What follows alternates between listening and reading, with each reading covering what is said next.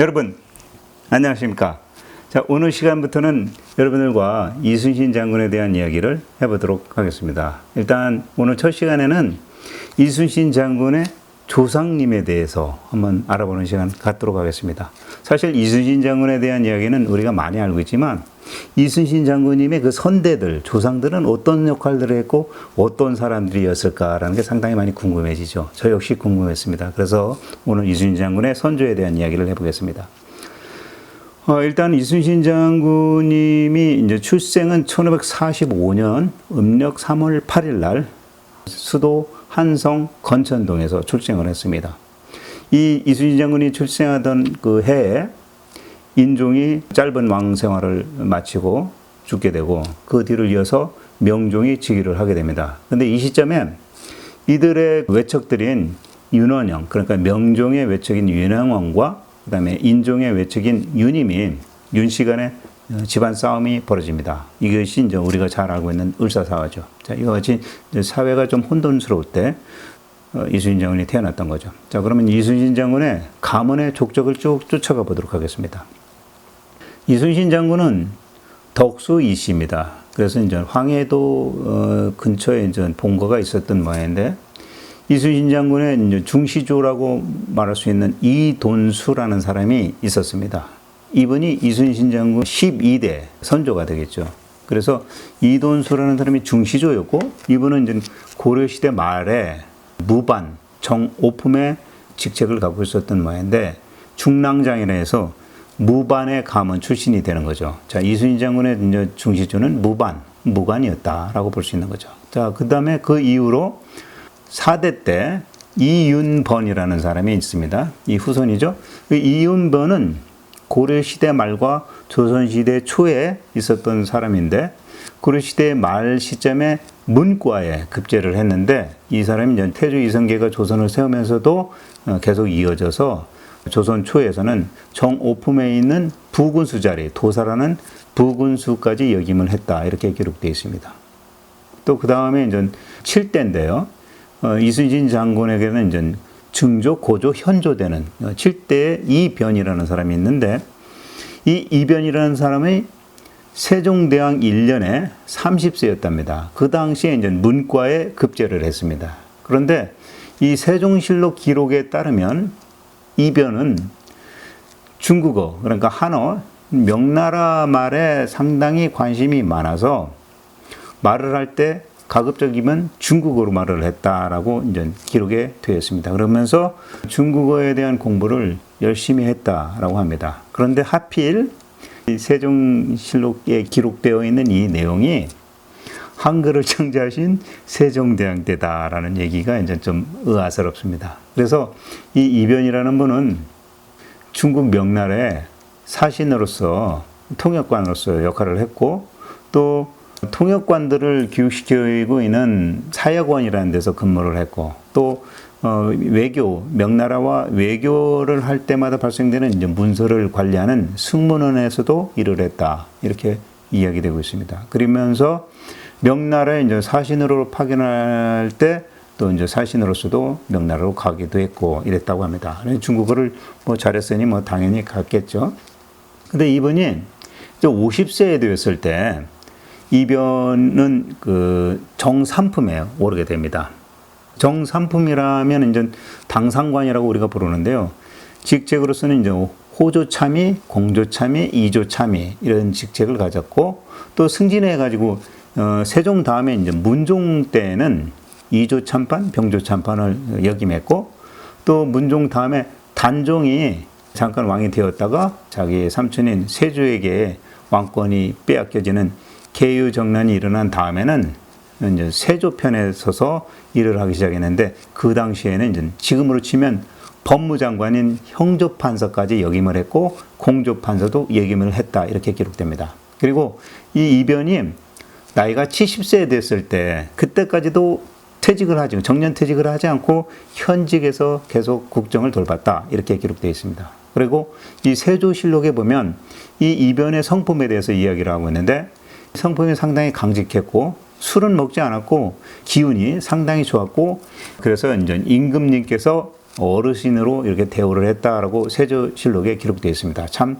이 이순신 장군 같은 경우는 성품이 강직했지만 술은 엄청 많이 마셨는데 이 선조였던 이변이라는 분은 술은 마시지 않았다 이렇게 이제 얘기가 되고 있네요. 그리고 이 이변에게 세조가 하사품, 임금의 하사품을 줬는데 궤장을 줬다고 합니다. 이 궤장이 뭐냐면 의자와 지팡이입니다. 그래서 예전에 임금님께서 나이 든 양반에게 의자와 지팡이를 준 것 자체가 상당히 큰 선물이었다라고 이제 우리가 알 수 있는 거죠. 노인을 우대하는 그러한 선물의 의미를 담고 있기 때문에 이와 같이 이변은 82세 때에는 결국 이제 정일품의 벼슬까지 올라가게 됩니다. 그래서 영중 추부사라고 이제 명명되는데 제가 뭐 정확하지는 않습니다만 아마 그 나이에 고문직 뭐 이런 직책이 아니었나 생각이 됩니다. 이와 같이 이순신 장군의 선조였던 이변이라는 분은 세종대왕 때 벼슬에 이제 들어와서 성종 임금 때까지 약 50년 동안 6명의 임금을 모시고 정치에 일을 했다가 83세 되던 해에 사망을 했다 이렇게 기록되어 있습니다. 그런데 이 성종실록에는 또 뭐라고 기록되어 있느냐면 성품이 엄하고 곧았다. 그렇지만 약간 편협하고 성급해서 자기의 보좌진들을 많이 혼내키고 꾸짖었다 이렇게 뭐 좀 기록이 되어 있다고 합니다. 그러니까 이분 이 세종대왕 때서부터 성종 때까지 83세를 살면서 가문을 상당히 많이 이제 그 건실한 그런 영광된 그런 가문으로 만들어 두었던 분이 바로 이변이라는 분이 되겠죠. 자, 그 다음에 이제 9대 이제 이순신 장군의 증조가 되겠습니다. 이거라는 사람이 있는데요. 이 이거는 이순신 장군의 증조.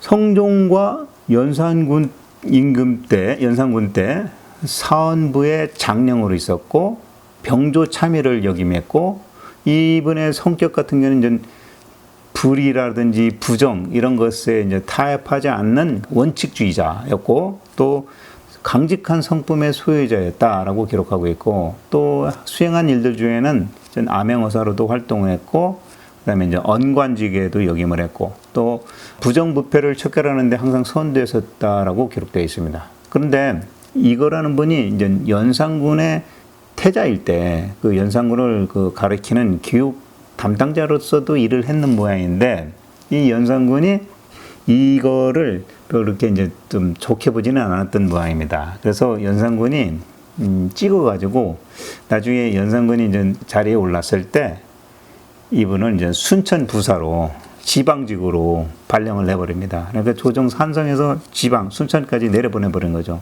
이후에 연산군 일기에 이렇게 보면 이렇게 기록되어 있다고 합니다. 증조, 이순신 장군의 증조부죠. 젊어서는 청렴했다고는 하지만 순천 부사가 되더니만 약간 그 청렴도가 떨어졌다라고 연산군 일기에 기록되어 있다고 합니다. 자, 이 말은 무슨 말이냐면 그 순천 부사로 내려가게 되면 예전에는 이제 그 지역을 관리하면서 행정 관리가 그 세금을 직접 걷어서 일부 이제 자기가 또 쓰기도 하고 하면서 일부를 또 나라에 보내고 그랬던 모양인데 이 당시에 이제 어떤 그 자산 관리를 하다 보면 조금 더 욕심을 부렸었겠죠. 뭐 그런 기록이 남아 있는 것 같습니다. 또 연산군이 이 이순신 장군의 증조인 이거를 별로 탐탁지 않게 생각했다고 하니까 뭐 기록도 좀 좋지 않은 기록을 썼겠죠. 자, 그렇게 이해됩니다. 그리고 그 다음 때 이제 이순신 장군의 할아버지입니다. 이백록입니다. 이 이순신 장군의 할아버지 때부터 이 시 가문이 조금 힘들어지기 시작하는데 왜 그러냐면 중종 14년에 조선의 그 오래된 창업 공신들 위주로 된 훈구파와 새롭게 이렇게 등장하게 된 이 살인파 사이에 사건이 벌어집니다. 당시 이제 살인파였던 조광조가 죽음을 당하죠. 그래서 이때 이 사건이 이제 기묘사화입니다. 이게 1519년에 발생이 됐는데 이 이순신 장군의 할아버지가 이 사건에 뭐 크게 연관되지는 않은 것 같은데 연루됐다 해가지고 자격 정지를 받게 됩니다. 그래서 이제 탈고신이라고 하는데 이러한 탈고신을 받게 돼서 정계에 진출하기가 좀 어려워지게 된 거죠. 그렇지만 중종이 임금이 된 지 29년도에 성균관에서 이순신 장군의 할아버지 이백록은 성균관 내에서 유생의 대표로도 이제 과대표라고 지금으로 치면 뭐 한 학교의 과대표라고도 볼 수 있겠죠. 이런 대표도 지냈다라고 하는데 사실은 그 당시에 탈고신 때문에 사면복권이 끝까지 되지 않아가지고 과거 시험에 응시할 자격을 박탈당해가지고 이제 정계에 못 나가게 된 거죠. 그래서 이제 중종의 그 실록에 따르게 되면 이순신 장군 할아버지 이백록에 대한 그 기록이 이렇게 되어 있습니다.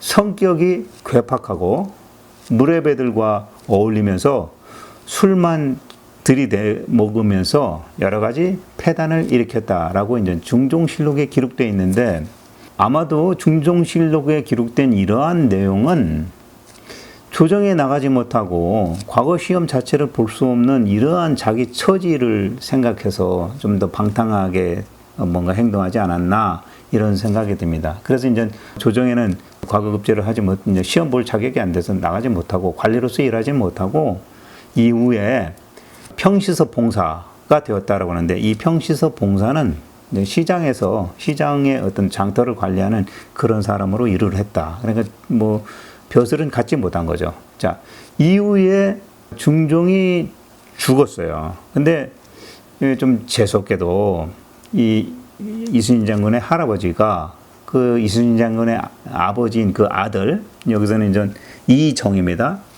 이정 자식을 결혼식을 시키는데 한성에서 하지 않고 이제 지방에서 결혼식을 한 겁니다. 그러니까 아들을 장가 보낸 거예요. 이백록이 이순신 장군의 아버지를 이제 장가를 보낸 겁니다. 근데 당시에 그 장가를 보내는 시점이 중종이 죽어서 국가에서는 국상 중에 있었던 거죠. 나라의 상을 치르고 있는 중이었어요. 근데 결혼을 했으니 어떤 죄를 받게 되냐면 쥐육설판죄.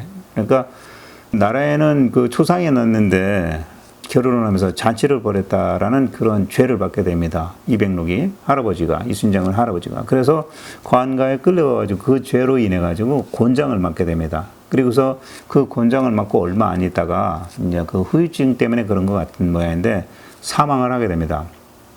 근데 나중에 이 결혼을 하게 된 이순신 장군의 아버지 이정이 자기 아버지의 죽음은 억울하다라고 하면서 이제 조정에 상소까지 명종 때 이제 상소까지 올렸다라고 기록이 되어 있는 걸 보면 아마 이순신 장군의 할아버지가 관아에 끌려가서 국상일 때 잔치를 벌였다는 죄로 곤장을 맞고 죽은 거는 맞는 것 같습니다. 자, 이렇게 이제 할아버지는 돌아가셨고 그 다음에 이제 이순신 장군의 아버지 이정에 대한 이야기를 해보겠습니다. 이 이정은 일단 자기 아버지인 분이 벼슬을 하지 못했으니까 역시나 벼슬을 하지 못했고 또 직업도 뚜렷하지 않았습니다. 하지만 이순신 장군 집안이 뭐 그렇다고 해가지고 뭐 몰락하거나 아주 하찮은 그런 상태로 이제 멸망한 게 아니고 그래도 우리가 보통 이제 세종 때 그 선조가 가문을 일으켰잖아요. 그 정도의 가문이라면 뭐 3대째 가도 뭐 굶어 죽거나 이럴 정도는 아니겠죠. 그래도 남아있는 재산이 있는 거죠. 그런 증거들은 또 뒤에 또 나옵니다. 그래서 이순신 장군의 아버지 이정은 뭐 직업이 없다 하더라도 조상으로부터 물려받은 그러한 재산으로서 이제 생활을 했던 것 같고 또 여건도 뭐 그렇게 썩 나쁘지는 않았던 것 같습니다. 그래서 이제 당시에 결혼을 했을 때 그 배우자가 그러니까 이순신 장군의 어머니가 초계 변씨입니다. 변씨인데 이 이순신 장군의 어머니 변씨는 그 아버지가 종육품의 현감의 벼슬을 갖고 있던 변씨 집안 사람인 거죠. 그래서 역시나 그 이순신 장군의 어머니 집안 역시도 뭐 그렇게 못 사는 집안이 아니었고 그래도 이제 벼슬을 현감 정도 할 수 있는 그런 벼슬을 가진 그런 집안이었다라고 얘기하고 있는 거죠. 그리고 이 이순신 장군의 덕수 이씨하고 이 초계 변씨는 이때 어떤 인연이 처음 된 것이 아니라 이미 그 이전 아까 제가 말씀드렸었던 세종 때 이변 그분 때부터 그분이 이제 세종 때 그 과거 시험을 볼 때 과거급제 동기가 하나 있었는데 그 동기가 이제 변씨 집안의 변효경이라는 사람인데 이 사람하고 아주 좋은 관계로 같이 이제 인연을 갖고 쭉 지내면서 그 이후로 이 이씨 집안과 변씨 집안은 중첩된 혼인 관계로 이제 가져갔다고 합니다. 그러니까 이제 서로 간에 결혼을 시키고 뭐 시집을 하고 장가를 보내는 그런 집안이 된 거죠. 이런 식으로 변 씨와 이 씨는 이 이순신 장군의 모친까지도 이렇게 쭉 서로 이어져 왔던 아주 관계가 깊은 그런 집안이었다라고 얘기를 하고 있는 거죠. 이와 같이 변 씨 집안의 재력도 역시 빵빵했기 때문에 아마도 이제 이순신 장군의 어머니인 변 씨가 뭐 그렇게 어려운 삶을 사는 사람은 아니었고, 또 여기서 이제 그런 얘기가 나옵니다. 이순신 장군이 30살 넘어서 묵과에 딱 급제를 했을 때 이 변 씨 어머니가 자기 자식이 이제 과거 급제를 했으니까 얼마나 기쁜지 그 이순신 장군의 형제들, 그러니까 이 변 씨의 입장에서는 이제 자녀들이죠. 이 4명의 아들이 있었는데 이 4명의 아들에게 변 씨 어머니가 자기가 갖고 있는 재산을 나눠서 분배도 해줬다. 그러니까 이제 기념으로 이제 자식들한테 증여를 또 해준 거죠. 이러한 일도 있었다라는 기록이 있습니다. 자, 그리고 또 이순신 장군의 그 난중일기 기록 안에는 이 변씨성을 가진 사람들이 한 10명 정도가 등장하는데, 이와 같이 이순신 장군이 있는 그 시점까지도 이 변씨와 이씨 집안의 그 관계에는 아주 뿌리 깊은 그런 교류가 있었다라고 얘기할 수 있겠습니다. 자, 그러면 이제 이번에는 이순신 장군의 처가에 대해서 또 이야기를 해보겠습니다. 이순신 장군의 장인이죠. 장인어른은 방진입니다. 근데 이분은 역시 이제 무과 출신이었습니다. 그래서 무관으로 있다가 나이가 들어서 퇴역할 무렵에는 이제 보성 군수로 이제 역임을 하게 됩니다. 전라도 보성에 가서 군수로 이제 지낸 거죠.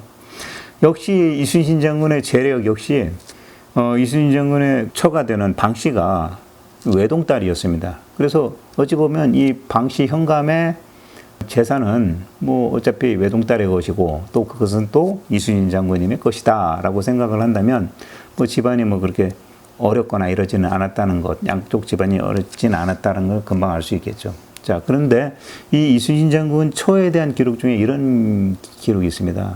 어려서 소녀 때 상당히 영특하고 민첩했다, 이런 기록이 있다고 그래요. 근데 이 내용이 뭐 때문에 이런 얘기가 나오냐면 이순신 장군의 처인 방 씨가 어렸을 때 집안에 도둑이 들었는데 이 도둑을 속이기 위해서 집안에 도둑을 물리칠 그런 무기가 많은 것처럼, 화살이 많은 것처럼 뒤뜰에 가지고 배 짜는 나무를, 화살은 없는데 배 짜는 나무를 갖다가 바닥에 툭 떨어뜨리니까 화살촉이 떨어지는 그런 소리가 나니까 도둑이 이 집에 공격무기가 상당히 많구나 생각돼서 도망갔다. 그래서 이제 그와 같이 지략하고 영특하면서 민첩한 소녀였다라는 얘기가 이제 전해지고 있는 거죠. 자, 그거는 뭐 사실인지 아닌지는 잘 모르겠습니다만 그런 얘기가 있었다라는 얘기고요.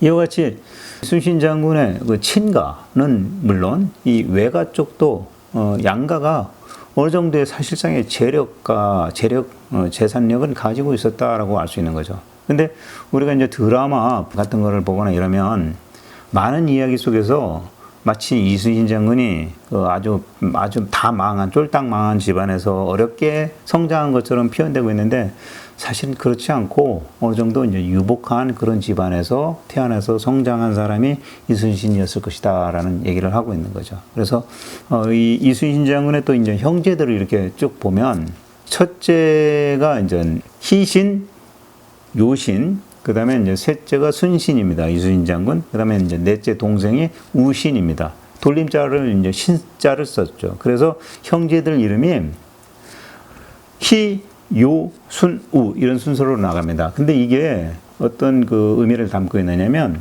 중국 고대에 보면 백성들을 잘 다스리고 백성들에게 아주 좋은 이미지를 담고 있는 왕들이 있죠. 그 임금이죠. 그 중에 이제 가장 첫 번째가 복희씨, 그 다음에 이제 요임금, 순임금, 우임금 이런 순서로 내려가는데요. 이들의 이름을 따서 이순신 장군의 아버지 이정이 이 자기의 자녀들, 그러니까 이순신 장군의 형제들의 이름을, 첫째를 복희씨의 그 희자를 따서 희신, 그 다음에 둘째를 요임금의 요자를 따서 요신, 그다음에 이순신 장군의 순자, 순임금의 순자를 따서 순신, 그다음에 마지막 우임금의 우자를 따서 이순신 장군의 막내 이제 우신 이렇게 이름을 졌다라고 합니다. 자, 그리고 지금까지 이제 이순신 장군의 가문에 대해서 쭉 얘기를 했는데 여러분 뭐 제가 서두에 말씀드린 것 같이 이순신 장군의 출생지가 지금 서울 한양 한복판입니다. 제가 이 옆에 영상에 내비의 지도를 하나 올려두겠습니다. 지금 어딘지 서울 한복판인지 여러분들 아시는 분은 아시겠지만 대부분의 사람들이 잘 모르실 건데 위치 한번 정해놓겠습니다. 거기에는 이순신 생가터라는 그 편말 하나만 떨렁 있습니다.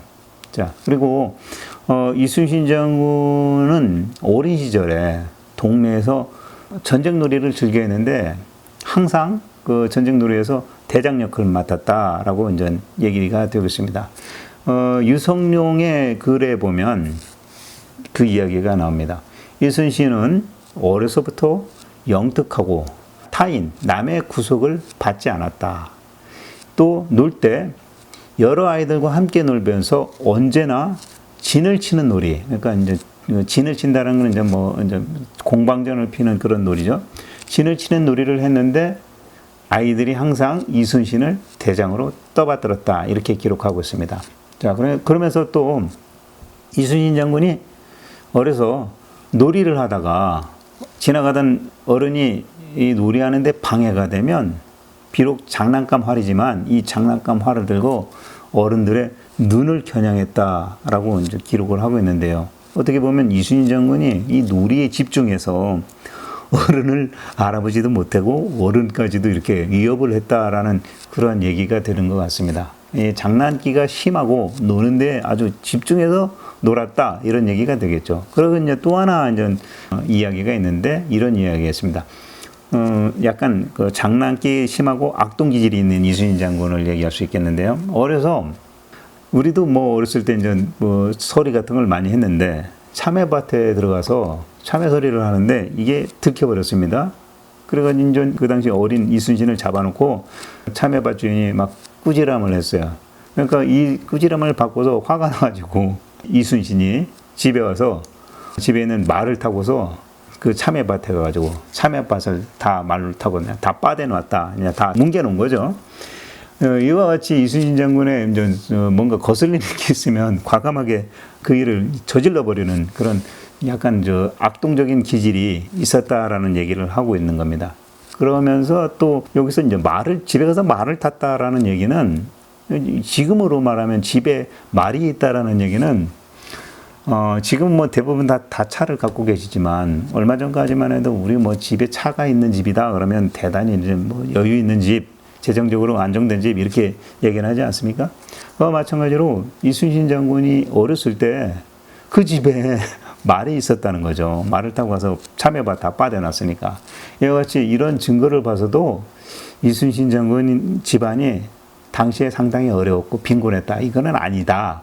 뭔가 오류가 있는 것 같다라는 얘기를 하고 있는 거죠. 자, 이와 같이 지금까지 이순신 장군에 대한 선조와 그다음에 이순신 장군 그 가계 계보와 또 이순신 장군이 어렸을 때 있었던 이야기들 간단하게 소개해 드렸습니다. 자, 다음 편에는 이순신 장군이 성인이 되어서 이제 과거 시험을 봐서 무관에 급제하게 되고 또 마지막에 이제 전라도의 전라 자수사가 되는 그 시점까지의 이야기를 한번 전해드려 보도록 하겠습니다. 다음 편 또 기대해 주시고 오늘 여기까지 이순신 장군의 가계에 대한 이야기 여기서 마치도록 하겠습니다. 지금까지 시청해 주셔서 감사합니다.